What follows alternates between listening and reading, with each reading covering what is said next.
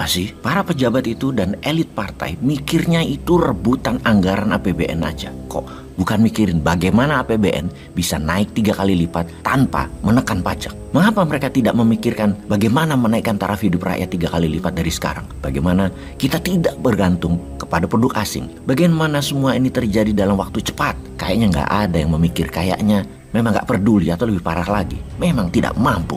Kita menengok sejarah sebentar ke Amerika, di mana di tahun 1885 sampai 1920 adalah periode seperti saat ini di Indonesia. Oligarki, para industrialis, para elit kapitalis menguasai jalannya pemerintahan. Mereka berpatokan bukan kepada siapa pemimpin Amerika yang terbaik, namun semua presiden harus punya kwitansi pada mereka. Jadi para kapitalis elitis ini punya kendali atas jalannya kebijakan yang pastinya selalu berpihak pada kepentingan pengusaha elit. Kapitalis elitis ini selalu berpihak kepada siapa yang menang dan mau menerima kwitansi dari mereka, bukan siapa yang terbaik, bukan siapa yang membawa kebenaran. Kalau kita andaikan saat ini GDP negara kita adalah 1,1 triliun dolar atau 16.000 triliun rupiah, yang mana yang 2.500 triliun adalah APBN, yang 13.500 triliun rupiah adalah swasta. Dari 13.500 triliun tadi, oligar dan kapitalis elitis menguasai 10.000 triliun rupiah. UKM dan buruh yang 99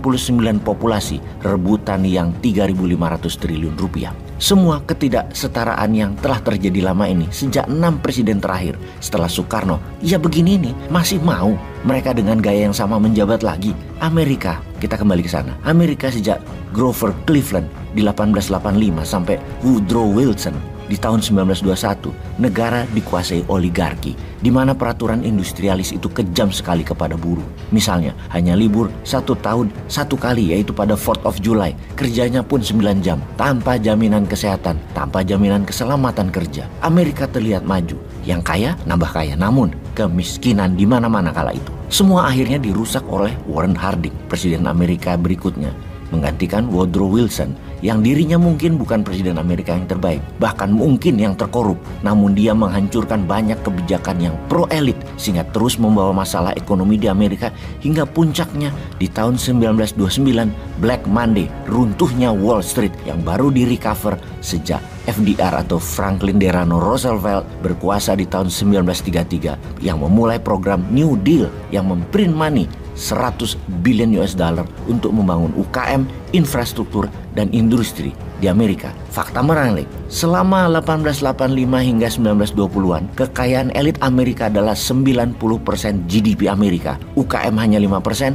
APBN hanya 5%. Namun sejak 1930-an tersebut, kekayaan oligar sekitar 40-an%, APBN 30-an%, dan UKM 30-an%. Balance sekali negaranya.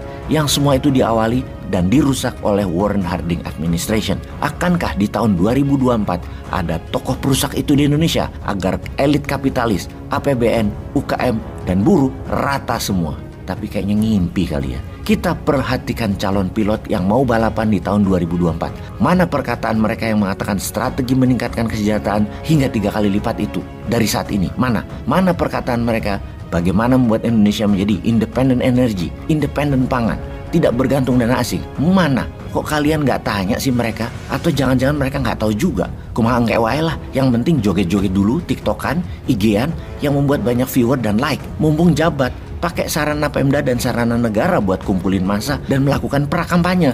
Plus pakai uang Pemda dan uang negara, undang wartawan sebanyak-banyaknya dan diekspos. Gini deh, kita yang ingatkan mereka aja deh, biar nanti waktu mereka jabat nggak ngeles-ngeles cari alasan, karena beda apa yang diomongin di kampanye, beda dengan apa yang didapatkan rakyat. Kita mulai dari data demografi. Demografi Tiongkok, usia rata-rata saat ini adalah 36 tahun. Di tahun 2027 diperkirakan rata-rata usia penduduk Tiongkok adalah 49 tahun. Di tahun 2100 diperkirakan penduduk Tiongkok yang saat ini 1,4 miliar jiwa diperkirakan hanya 1 miliar saja. Susut dan tua di atas 55 tahun rata-ratanya. Amerika saat ini rata-rata penduduknya adalah 39 tahun.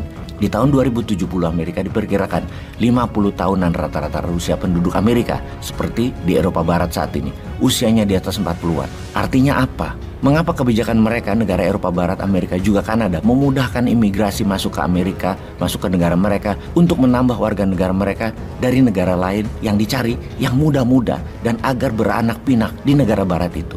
agar usia rata-rata negara mereka selalu muda. Itu prinsipnya. Usia muda, usia dinamis, lincah.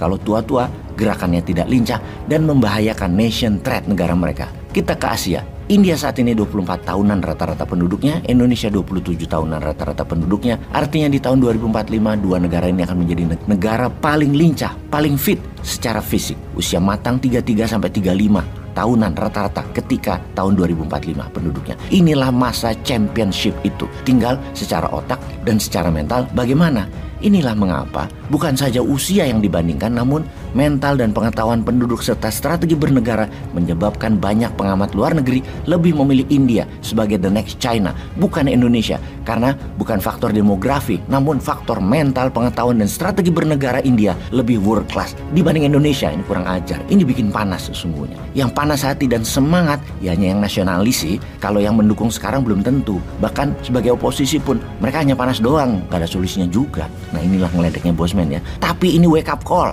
Kita bahas data pengamat ekonomi tentang India terlepas dari keterampilan manajemen mereka, di mana ada 78 CEO perusahaan multinasional adalah diaspora India, keturunan India. Kita ke Alutsista, buatan India, alat perang. India memiliki pesawat tempur buatan mereka, Hawk Tejas, dan kapal induk Vikran, dan memiliki lisensi Sukhoi Su-30. Dan semua itu sudah lebih dari 272 pesawat jet tempur tersebut dibuat di dalam negeri India. Sekarang ke keuangan. Secara neraca perdagangan, India dan Amerika adalah 10 kali neraca perdagangan Indonesia dengan Amerika. India dengan Tiongkok neraca perdagangannya 2 kali neraca perdagangannya Indonesia dengan Tiongkok. Jadi piye Jal supaya Indonesia jadi negara superpower di tahun 2045? Wes mulai paham? Sikat.